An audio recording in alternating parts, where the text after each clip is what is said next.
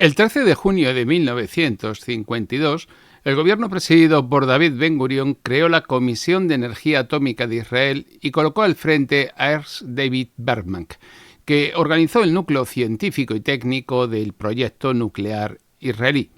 Desde ese momento, el desarrollo nuclear quedó integrado en la propia estructura del Estado y pasó a depender directamente de las decisiones políticas del gobierno israelí. Durante los años siguientes se formaron equipos y se fueron enviando técnicos al extranjero para establecer contactos que les permitiera a su vez adquirir tecnología nuclear. Materiales, por supuesto, y un conocimiento técnico que en aquel momento contaba con recursos limitados y con una cierta dependencia exterior muy importante por parte de Israel. En 1955, Israel accedió al programa estadounidense Átomos para la Paz y obtuvo un reactor de investigación en Nahal Sorek bajo supervisión internacional y con un propósito pacífico. Ese reactor fue lo que permitió el formar personal, el trabajar con combustible nuclear y adquirir una experiencia operativa básica, aunque su diseño y su régimen de control impedían avanzar hacia una capacidad autónoma de Israel y, por supuesto, y también desviar el programa hacia un uso militar. Este momento es el límite de la primera fase del programa nuclear israelí, en el que se establecieron las bases de lo que posteriormente ocurriría. El cambio se produjo en 1956 tras la crisis de Suez, en la que israelíes, británicos y franceses actuaron contra el Egipto de Gamal Abdel Nasser, y esto produjo un acuerdo, el Acuerdo de Sèvres, a partir del cual los intereses estratégicos de Israel y de Francia quedaron perfectamente alineados. En 1957, mediante unas negociaciones dirigidas por Simón Peres, entonces director general del Ministerio de Defensa, se alcanzó un acuerdo secreto por el que Francia se comprometía a suministrar un reactor nuclear de mayor capacidad y a proporcionar asistencia técnica continuada a Israel en el uso y manejo de este reactor. El acuerdo, además del reactor, incluía conocimiento, ingeniería y, por supuesto, un encuadre de cooperación sostenido en el tiempo que permitiese a Israel desarrollar su programa. El reactor era de agua pesada, tenía una potencia inicial estimada de entre 24 a 26 megavatios y estaba diseñado para operar con uranio natural. El diseño tenía implicaciones técnicas claras, permitía la producción de plutonio en el combustible irradiado y esto es lo que situaba el programa ya en una trayectoria distinta a la de un simple reactor de investigación o de generación eléctrica dirigido hacia el uso civil. Comenzaban los primeros pasos del programa militar nuclear israelí. Las obras comenzaron en 1958 en las proximidades de la localidad israelí de Dimona, en el desierto del Negev, bajo control militar y con un acceso restringido, preservando de esa manera el secreto de las operaciones. El complejo se construyó con una lógica de compartimentación, de control severo de los accesos y de una cobertura informativa muy limitada. La instalación se presentó como un centro de investigación inocente mientras avanzaban en la construcción del reactor y de las infraestructuras asociadas al ciclo del combustible, incluidas las instalaciones destinadas al tratamiento del material irradiado. El suministro de agua pesada se realizó a través de transferencias en las que participó Noruega, elemento esencial para el funcionamiento del reactor, y este componente completó la arquitectura técnica del sistema: reactor, moderador, combustible y capacidad de tratamiento posterior. A finales de la década de los 50, el complejo había alcanzado su fase avanzada cuando fue detectado por la inteligencia estadounidense. En 1960, Washington obtuvo información sobre la instalación de Dimona y el gobierno israelí la presentó como un proyecto de carácter pacífico dirigido al uso civil. Pero ese mismo año, Un informe de inteligencia estadounidense señaló la existencia de una planta de reprocesamiento, lo que indicaba claramente la posibilidad de separar plutonio a partir del combustible irradiado, situando el proyecto en una fase que claramente se situaba en una instalación de investigación nuclear de uso militar. La consecuencia de esta detección no fue, en la práctica, ninguna. Llevó a la presión diplomática por parte de Estados Unidos porque en 1961 la administración de John Fitzgerald Kennedy exigió inspecciones periódicas, pero ahora veremos en qué consistieron esas inspecciones. Las visitas se realizaron entre el año 61 y el año 69 con previo aviso, con itinerarios definidos y controlados por las autoridades israelíes y con un acceso completamente limitado a según qué áreas determinadas del complejo. Las zonas sensibles, por supuesto, permanecieron fuera del alcance de los inspectores y las visitas se desarrollaron bajo unas condiciones preparadas por los propios israelíes que impidieron una verificación completa y real del conjunto de las instalaciones. Durante la primera mitad de los años 60, el reactor de Dimona entró en funcionamiento de forma estable y el complejo incorporó instalaciones destinadas al tratamiento del combustible irradiado, lo que permitía ya la efectiva separación de plutonio mediante los oportunos procesos químicos. Las evaluaciones de inteligencia estadounidenses situaron la capacidad de producción en niveles suficientes para obtener material y fabricar una o dos armas nucleares al año en función del régimen de separación y de operación del reactor y del volumen de combustible procesado. En paralelo, Israel aseguró el suministro de la materia prima necesaria para mantener este ritmo de producción de armamento nuclear. Entre 1963 y 1964 se llevó a cabo la adquisición de Yellow Cake, procedente de Argentina, en cantidades estimadas entre 80 y 100 toneladas, lo que garantizaba la continuidad del programa nuclear militar en términos de alimentación del reactor. En 1967, y tras la Guerra de los 6 días, el entorno estratégico cambió de forma importante y definitiva para Israel. Se consolidó como potencia regional en términos territoriales y militares y el programa nuclear alcanzó una fase de madurez técnica ya irrevocable. En el periodo del 67 al 68, las estimaciones situaban a Israel en condiciones de disponer de material fisible suficiente para la fabricación de dispositivos nucleares y a partir de ese momento el programa dejó de ser un proyecto potencial y pasó a ser operativo militarmente. En 1969, el entendimiento alcanzado entre el gobierno israelí y la administración de Richard Nixon fijó el marco político que permanecería en lo sucesivo. Estados Unidos aceptó la situación existente sin exigir la declaración pública de capacidad nuclear por parte de Israel ni su adhesión al Tratado de No Proliferación Nuclear. De hecho, vulneraban aquel programa de átomos para la paz sin consecuencias. Israel evitaba así realizar pruebas nucleares, pero mantenía su posición de confirmación, de no confirmación oficial, y el acuerdo define el equilibrio que se mantiene hasta el día de hoy. Desde ese momento se establece la llamada política de ambigüedad nuclear para Israel, conocida como Amimut, basada en la no confirmación ni tampoco la negación de la posesión de armas nucleares. Una política que permite mantener una capacidad disuasoria en la práctica sin asumir formalmente las implicaciones de una potencia nuclear. El complejo de Dimona ha continuado operando en las décadas siguientes con trabajos de mantenimiento, de adaptación y de modernización orientados a prolongar su funcionamiento, y la instalación ha seguido siendo el núcleo material del sistema nuclear israelí y también de su programa nuclear militar. Y tiene una infraestructura que ha evolucionado sin ningún tipo de cambio público sustancial en su conformación. En la práctica, tenemos una excepción a nivel mundial. Las estimaciones actuales sitúan el arsenal israelí en torno a 80 o 90 cabezas nucleares con capacidad de despliegue mediante misiles balísticos Jericó 2 y Jericó 3, aviación de combate y plataformas navales que en su caso podrían utilizarse.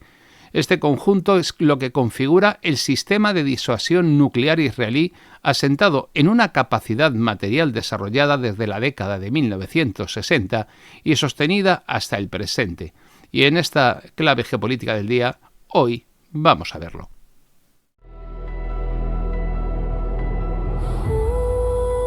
Vivimos rodeados de ruido, de velocidad y de pantallas que ciegan.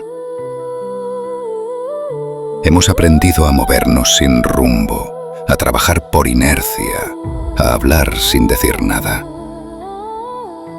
La ciudad ha reemplazado el silencio por la distracción y la vida sencilla por el consumo. El hombre se ha vuelto una sombra que corre detrás de una meta que ya no existe. Hace un siglo, Alexis Carrel lo advirtió.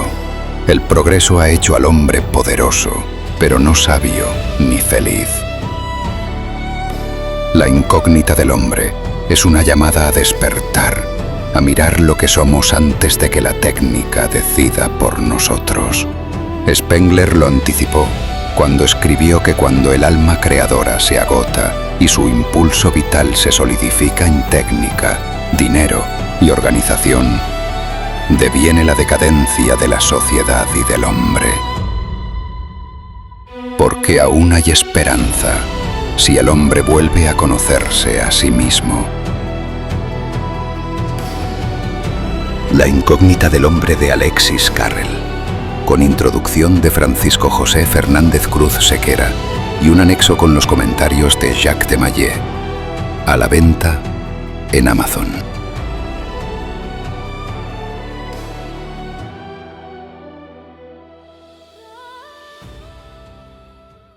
Todo el mundo sabe que Israel es una potencia nuclear.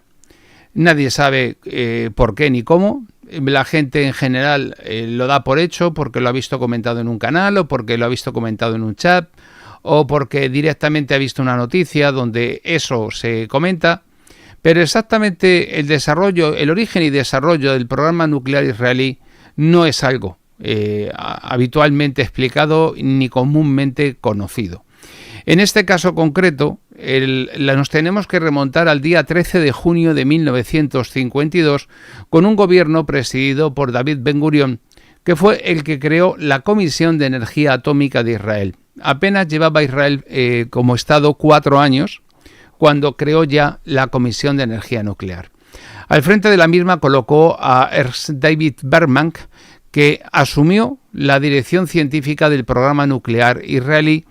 Y a partir de ahí empezaron a darse los primeros pasos con contactos exteriores para formar distintos equipos técnicos, se enviaron especialistas al extranjero y se empezó a explorar la posibilidad de adquirir tecnología nuclear en el exterior con la idea de dotar al Estado judío de una capacidad nuclear propia.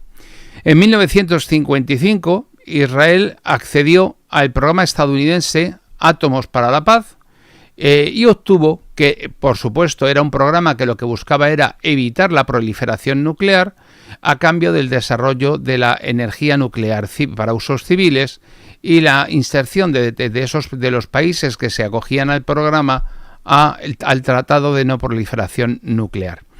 Concretamente, Israel, como consecuencia de su adhesión a este programa de Átomos para la Paz, obtuvo un reactor de investigación en Nahal Sorek que estaba bajo supervisión internacional y que tenía una capacidad limitada, lógicamente, conforme a su naturaleza, y que no tenía la capacidad para producir material fisible con fines militares. Era un uso exclusivamente pacífico.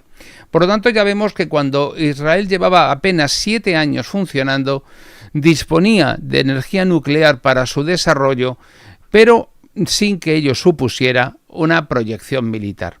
Nadie le denegó nunca a Israel la posibilidad de desarrollarse económicamente con una fuente de energía como era esta, la nuclear, en aquel momento tan novedosa.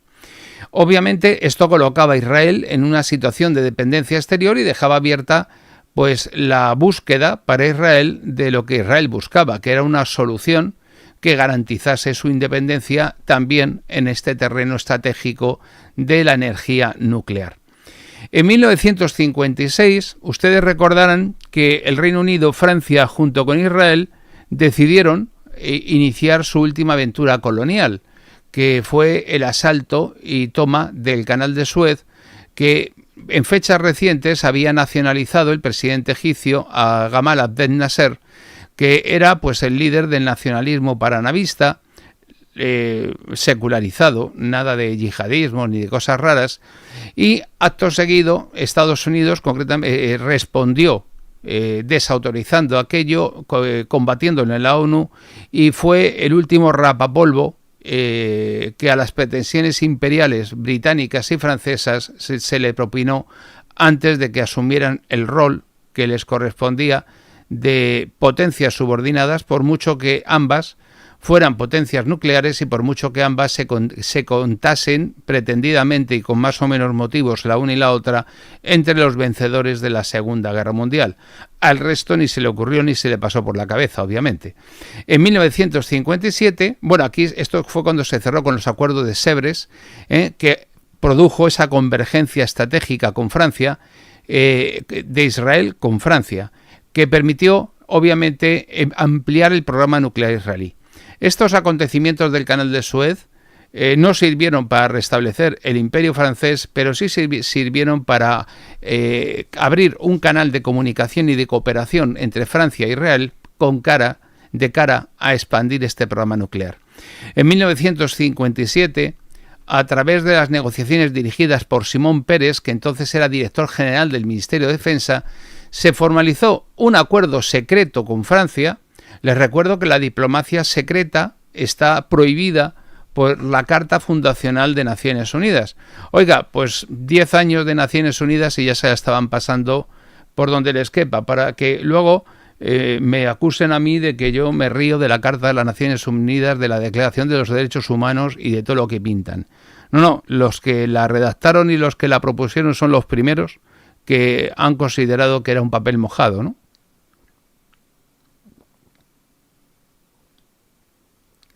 Bueno, pues en este caso, el acuerdo secreto entre Francia e Israel supuso la construcción de un reactor nuclear en el desierto del Negev, y el acuerdo incluía el suministro de un reactor de agua pesada con una potencia inicial estimada entre 24 y 26 megavatios, con la asistencia técnica continuada y la construcción de instalaciones auxiliares que estaban vinculadas al ciclo del combustible nuclear por parte de Francia. Francia, curiosamente, por si alguien no lo sabe, paraíso de la masonería francesa, obviamente, y también país con mayor población judía de Europa, pues evidentemente exhibía ya desde aquellos tiempos una magnífica sintonía con el Estado de Israel. A partir de 1958 comenzaron las obras en las proximidades de Dimona, bajo control militar, por supuesto, con un acceso restringido, y se presentó públicamente como una instalación de investigación. Pero en realidad lo que hacían era avanzar el reactor y las infraestructuras asociadas e instalarlo, y en paralelo Israel ya obtuvo el agua pesada de origen noruego, que es el elemento imprescindible para el funcionamiento del reactor y para un diseño apto para la producción de plutonio. Durante 1959 y 1960, pues el desarrollo de estas actividades se hizo bajo secreto. Este secreto fue detectado finalmente por la inteligencia estadounidense. Voy corriendo mucho sin ponerles a ustedes fotos. Estoy yo que lo tiro con las fotos. Bien, aquí tenemos a Simón Peres en aquel entonces. Y como les digo, en 1960 la inteligencia estadounidense detectó, precisamente mediante un reconocimiento aéreo, que se traían entre manos. Y en diciembre de ese mismo año, un informe de inteligencia estadounidense concluyó que el complejo incluía una planta de reprocesamiento y establecía la conexión entre el reactor y la posible producción de plutonio, evidentemente ya pensando en el uso militar. A partir de 1961, la nueva administración de John Fitzgerald Kennedy, apeado ya de la Casa Blanca Eisenhower, pues exigió a Israel que se realizasen inspecciones periódicas en sus instalaciones nucleares. Las visitas comenzaron a realizar de modo continuado hasta 1969, siempre con un aviso previo, con itinerarios fijados por Israel, controlados por Israel y con un acceso limitado, es decir, no les dejaron entrar a según qué partes del complejo que dejaban fuera de inspección todas las zonas sensibles. Es decir, mira, te voy a enseñar la cafetería, el autoservicio, el parking, la garita de la puerta del guarda, pero lo que tú quieres ver no lo vas a ver. Es decir, vaciaron de contenido en realidad durante esos 8 años las inspecciones que teóricamente hubiesen permitido conocer el estado del programa nuclear israelí. Durante 1963, la presión que Kennedy estaba haciendo empezó a aumentar precisamente a través de las cartas que se venía cruzando con David Ben Gurion y luego más tarde con Levi Eshkol, exigiendo que esas inspecciones fueran regulares y además completas porque no se estaban haciendo. Entre 1963 y 1964, Israel pues aseguraba por los más sagrados, por todos sus niños, que el suministro se aseguró pues que no estaban haciendo nada. Estados Unidos continuó presionando, pero lo cierto es que el suministro de materia prima mediante la adquisición secreta de Yellow Cake procedente de Argentina aumentó aproximadamente llegando a entre 80 y 100 toneladas. Al mismo tiempo, las estimaciones de la inteligencia estadounidense situaban la capacidad del reactor de Dimona en niveles que permitirían la producción de plutonio suficiente para 1 o 2 armas nucleares al año. En paralelo a todo esto, se iba expandiendo el complejo y se iban manteniendo la restricción de todas las inspecciones durante todos los años 60. De alguna manera, Israel había mentido, engañado, distraído, es decir, se había acogido al programa Átomos para la Paz engañando. Habían llegado a un pacto secreto con Francia para tener transferencia de esa transferencia nuclear, a pesar de estar en los acuerdos de átomos, en el programa de Átomos para la Paz. Después dijo que se sometía a unas inspecciones que en realidad nunca lo hizo. Pero bueno, ya saben ustedes que Israel es la única democracia de Oriente Medio y que, nadie iba a plantearse en aquella época sanciones económicas, bombardeos preventivos, ni cosas de esas, porque esas cosas son las que pide Israel para otros países, pero no son las cosas que se le pueden aplicar a Israel. ¿O ustedes han visto en algún momento que Israel estos últimos años haya sufrido sanciones económicas como consecuencia, por ejemplo, de su intervención en el Líbano o como consecuencia de su intervención en Irán? ¿Verdad que no? Yo tampoco. Bien, entre 1964 y 1965, el reactor de Dimona operó de forma continua y el complejo incorporó una planta de reprocesamiento que estaba destinada a la separación del plutonio a partir del combustible irradiado. El proceso consistía básicamente en el tratamiento químico del combustible extraído del reactor mediante técnicas de disolución y de separación que permitían aislar el plutonio apto para las armas nucleares, y algunas evaluaciones de inteligencia de Estados Unidos durante estos años estimaban que ya tenían producción para elevar esas armas nucleares por encima de 1 o de 2 anuales, dependiendo de cómo operase, del régimen de operación del reactor. Durante esos mismos años, las inspecciones estadounidenses pues continuaron como siempre. Les enseñaban la garita del guarda, el parking, la cafetería y el comedor, el autoservicio. Y al que le gustase bien y al que no le gustase, pues también. Por supuesto, de ninguna de las maneras permitieron nunca el acceso de inspecciones a la instalación de reprocesamiento, y esto fue lo que permitió la continuidad de unas inspecciones puramente formales, pero que en realidad no tenían acceso a ninguna de las instalaciones clave del lugar. En 1967 se produjo la Guerra de los 6 días y en aquel momento, tras la victoria de Israel, aquella situación, el equilibrio estratégico cambió. Y en ese momento entramos en una fase en la que el programa nuclear israelí ya disponía de suficiente material fisible separado para proceder a convertirse en poseedora de un arma nuclear.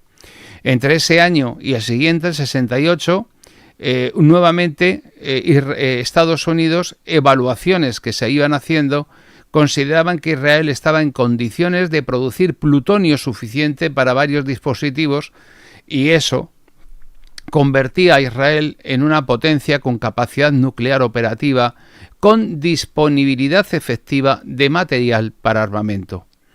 Y en 1969 se llegó a un acuerdo entre el gobierno de Israel y la administración de Richard Nixon, esa administración de un hombre justo, bueno y honrado que era Richard Nixon.